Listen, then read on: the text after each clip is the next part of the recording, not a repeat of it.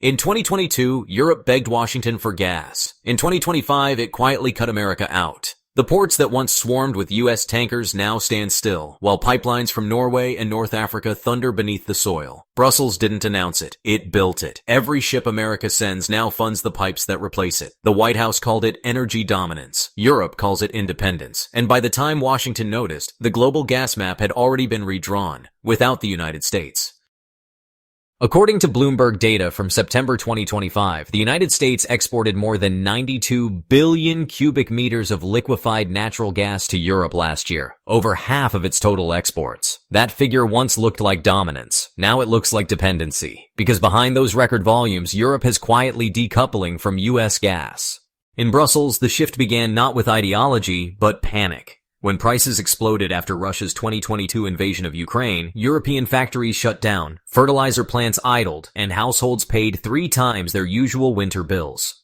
The Financial Times recorded industrial output across the Eurozone falling 2.4% in early 2023 directly because of energy costs. That winter made one lesson unavoidable. If energy arrives by ship, it can be delayed, diverted, or outbid. European policymakers decided to anchor energy to the ground again. Europe cannot build its security on floating cargoes. Former EU Energy Commissioner Kadri Simpson told reporters in June 2025. Her words signaled a turning point. The continent that once championed open markets began betting on physical permanence. Pipelines, not ports. The European Commission's Repower Infrastructure package approved that summer committed 65 billion euros to pipeline expansion across the bloc. Projects long treated as regional experiments. The Baltic pipe from Norway to Poland, the Greece-Bulgaria interconnector, and the southern gas corridor from the Caspian were suddenly reclassified as strategic assets. Every new kilometer of welded steel became a quiet declaration that Europe would not rely on American tankers forever. According to the Wall Street Journal, pipeline gas delivered to Central Europe averages 30% cheaper than imported LNG once liquefaction, transport, and regasification are factored in. For Germany's steel producers or Italy's chemical plants, that difference means survival. Europe stopped waiting. It started building. And as Europe built, Washington celebrated the very boom that would later haunt it. The U.S. spent more than $100 billion constructing new LNG export terminals between 2016 and 2024, confident demand would stay infinite. In 2023, Reuters confirmed the United States had overtaken Qatar and Australia to become the world's largest LNG exporter, shipping 12.1 billion cubic feet per day. Officials in Washington called it an energy superpower moment. And yet, Washington doubled down. By early 2025, 7 more terminals were approved along the Gulf Coast, adding another 73 million tons of capacity by 2028. But the assumption behind every one of those projects, that Europe would remain a captive buyer, was already unraveling. Europe's dependence had taught it vulnerability. Its solution was structural. The European Investment Bank, which had once refused to finance fossil infrastructure, reversed course and labeled certain gas pipelines as security infrastructure. Norway's Equinor, Azerbaijan's Sokar, and Algeria's Sonatrach all signed long-term supply agreements with the EU between 2024 and 2025. Each deal anchored energy not to politics, but to pipe. While the United States celebrated spot market flexibility, Europe craved predictability. The Reuters shipping desk documented one episode in February 2025 when multiple U.S. LNG tankers bound for Spain abruptly changed course mid-Atlantic after higher bids arrived from South Korea. The cargo diversions were legal and devastating. European buyers saw that American energy could vanish the moment prices rose elsewhere. That realization did more damage to trust than any pipeline ever could. The response was swift. Europe expanded storage, mandated minimum reserves, and accelerated its interconnector program. Bloomberg reported that gas storage stood at 82% of capacity in October 2025, lower than a year before but far more evenly distributed across the continent thanks to new internal pipelines. Energy security was becoming a network, not a marketplace. Meanwhile, the geopolitics of supply began tilting east. Qatar announced in 2024 a 65% expansion of its North Field East and North Field South projects targeting 142 million tons of output by 2027. The IMF described Qatar's production costs as the lowest in the world, giving it an enduring price advantage. The Gulf states' contracts run for 20 years or longer, indexed to oil prices instead of volatile spot gas rates. Asia moved quickly. China alone signed more than 27 million tons per year in new long-term LNG contracts between 2023 and 2025, according to the Financial Times.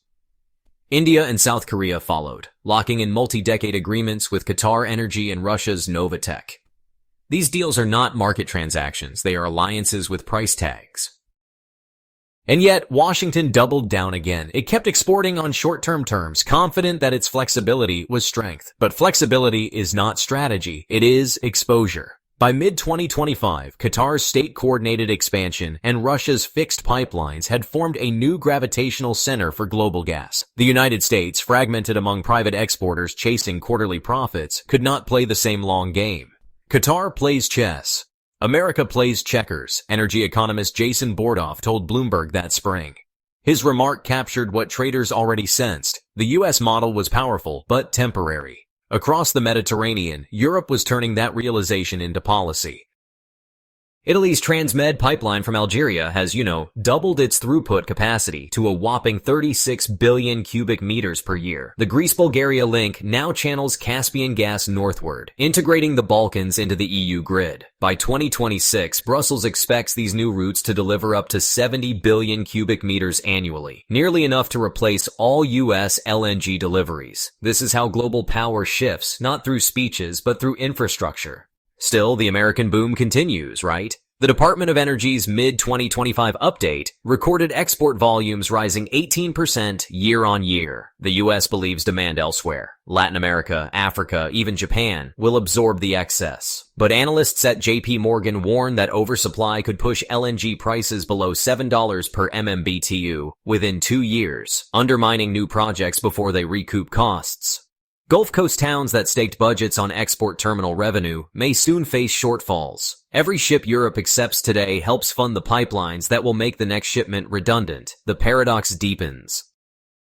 While Washington sells freedom of energy choice, Europe is buying constraint on purpose. The EU's planners prefer what they call infrastructure sovereignty energy that cannot sail away.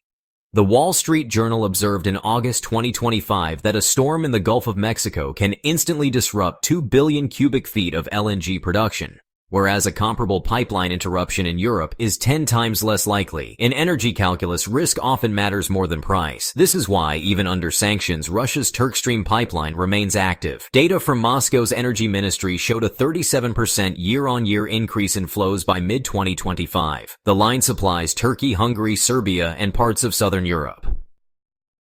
Politics can isolate nations, but pipelines are harder to exile. Once steel is underground, it acquires its own immunity. Europe's new approach doesn't mean forgiving Moscow. It means insulating Brussels from Washington. The Commission's energy strategy released in July 2025 explicitly avoids language about U.S. LNG, focusing instead on what they call regional resilience. That bureaucratic phrase, honestly, masks a strategic decision. Europe no longer wants any single supplier, not even an ally, to hold leverage. In Washington, policymakers still describe LNG as a geopolitical instrument. But that instrument works only if others keep listening.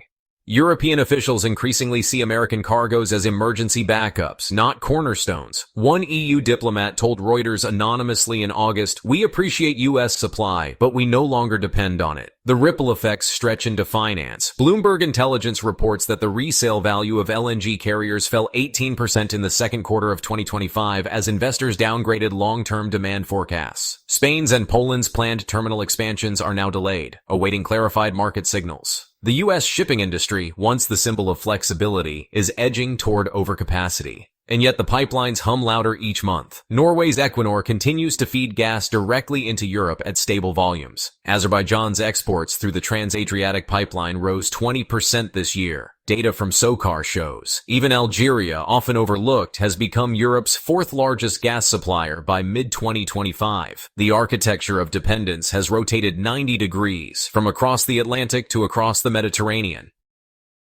The political meaning is harder to quantify but easy to sense. By connecting itself to neighbors rather than distant partners, Europe regains something it lost. Strategic quiet. Energy disputes still happen, but the ships no longer dictate the tone of summits. Instead of pleading for cargoes, ministers negotiate transit rights. Infrastructure has become diplomacy in steel form. Inside the United States, the dissonance grows.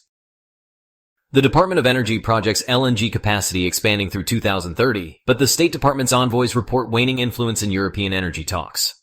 America's power once came from scarcity, the ability to deliver what others could not. Now, abundance dilutes that leverage. For investors, the question has flipped. The issue is no longer whether America can supply gas, but whether the world still needs it in this form. The IMF's 2025 World Economic Outlook forecasts that electricity will account for 48% of European manufacturing energy consumption by 2050, up from 34% in North America. As renewable power scales, gas becomes the transition fuel that succeeded itself out of relevance. Beneath European soil, pipelines carry quiet certainty. In the Gulf of Mexico, tankers wait for buyers that no longer call as often. Across trading floors in London and Houston, screens flicker with prices that move less and matter less. The United States built an empire on motion, cargoes crossing oceans, prices chasing opportunity. Europe is building one on stillness, flows that never leave, and somewhere between them lies the future of energy, one world shipping gas in circles, another welding its destiny underground. The question, no longer whispered but openly asked in Brussels and Berlin, now crosses the Atlantic. When the next crisis comes, will America still fuel Europe's survival? Or just watch its tankers drift, full and directionless, toward a world that has already moved on? We're glad you're enjoying this video. Please like and subscribe. Check out another video that is now on your screen.